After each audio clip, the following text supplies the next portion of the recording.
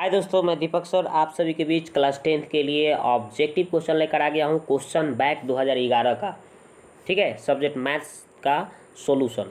तो चलिए देखते हैं क्वेश्चन नंबर 1 का सॉल्यूशन, देखते हैं कि क्या होगा इसका आंसर। बहुत ही आसानी तरीके से आपको बताने का प्रयास करूँगा। तो चलिए देखिए क्वेश्चन नंबर 1 क्या कहा गया है कि निम्न में से कौन सा परिमेय संख्या। तो परिमेय संख्या की जब भी बात करें तो रूट से बाहर निकल जाना चाहिए, पूर्ण वर्ग होना चाहिए, ठीक है। तो यहाँ पे देखिए रूट में आ रहा है 3, जिसका पूर्ण रूप से वर्गमूल नहीं निकलेगा तो ये तो अपरिमेय हो जाएगा, तो ये तो आंसर नहीं होगा। यहाँ पे देखिए ऑप्शन नंबर सी भी देखा जा रहा है, तो रूट 5 जो है इसका पूर्ण रूप से वर्गमूल नहीं निकलेगा, ये भी अपरिमेय हो जाएगा। यहाँ पे रूट 6 ये भी आपका पूर्ण रूप से वर्गमूल इसका नहीं निकलेगा, यानी रूट में ही रह रहा है, तो ये भी आपका अपरिमेय हो जाएगा। लेकिन यहाँ पे परिमेय की बात बोला गया है, तो ऑप्शन नंबर बी आंसर हो जाएगा, क्योंकि यहाँ पे देखिए 2 और रूट 2 लिखा है, अब बट्टा में रूट 2 लिखा है, तो ये रूट 2 से रूट 2 काट दीजिएगा तो ये 2 बचेगा केवल, जो कि क्या है भाई, परिमेय संख्या है। तो ऑप्शन नंबर बी आंसर हो जाएगा। क्वेश्चन नंबर 2 देखिए क्या कहा गया है कि किसी धनात्मक पूर्णांक ए और बी के लिए ए बी का मौसा गुने लसा निम्न में से क्या होगा।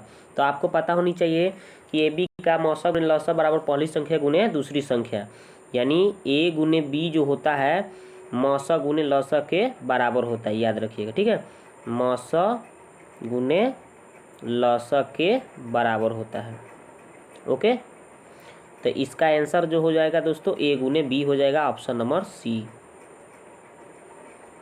अगला सवाल, घात 1 वाला बहुपद क्या कहलाता है। एक घात वाले बहुपद को हम लोग क्या बोलते हैं दोस्तों, रैखिक बहुपद कहते हैं।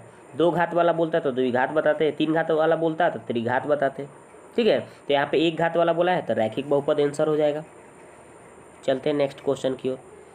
त्रिघात बहुपद का सबसे व्यापक रूप पूछा जा रहा है। तो त्रिघात यानी कि पावर घात, यानी कि घात आप 3 देखिए, तो इस पर तो 2 घात है, नहीं होगा। इस पर भी घात 2 है, नहीं होगा। इस पर घात 4 है, नहीं होगा। त्रिघात की बात कर रहा है, 3 घात वाला, ऑप्शन नंबर सी आंसर हो जाएगा। यही त्रिघात बहुपद का व्यापक रूप हो गया। अगला सवाल देखिए, यहाँ पे अगला सवाल क्या कहा गया है कि यदि यहाँ पे बोला गया है कि साइन ए बराबर 3/4 हो तो कॉस ए का मान क्या होगा। तो देखिए सिंपल तरीके से हम कैसे बनाएंगे। तो साइन का सूत्र आपको पता होनी चाहिए कि साइन, देखिए यहाँ पे साइन ए का मान दे दिया 3/4 हो गया ना, 3/4। और सूत्र आप जानते होंगे साइन का कि P/H होता है, P/H होता है। तो P और H का हमें मान पता है, तो हमें क्या निकालना है, B निकालना पड़ेगा। तो B निकालने के लिए क्या फॉर्मूला होता है, H² - P² सूत्र होता है। तो H का वैल्यू कितना है, 4 है, P का वैल्यू कितना है, 3 है। तो 4 के स्क्वायर यहाँ पे करिएगा ना, 4 के स्क्वायर माइनस 3 का स्क्वायर। तो 4 के स्क्वायर कितना होगा भाई, 4 का स्क्वायर हो जाएगा 16। 16 में से आप 3 का स्क्वायर 9 घटाइएगा, कितना आएगा, आपका आ जाएगा √7। तब B निकल गया √7। तो यहाँ पे कॉस पूछा जा रहा है, तो कॉस का सूत्र क्या होता है, कॉस का सूत्र होता है B/H। क्या होता है, B/H होता है। तो यहाँ पे B का वैल्यू कितना है, B का वैल्यू हमने निकाला √7, और H का वैल्यू कितना है भाई, 4 दिया था H का वैल्यू। तो √7/4 कौन सा ऑप्शन है, ऑप्शन नंबर डी आंसर हो जाएगा। कौन सा हो जाएगा, ऑप्शन नंबर डी आंसर हो जाएगा, ठीक है। अब अगले क्वेश्चन का सॉल्यूशन देखते हैं। तो अगला क्वेश्चन देखिए, यहाँ पे कहा गया है कि tan A बराबर क्या होगा। तो सूत्र ही पूछा गया।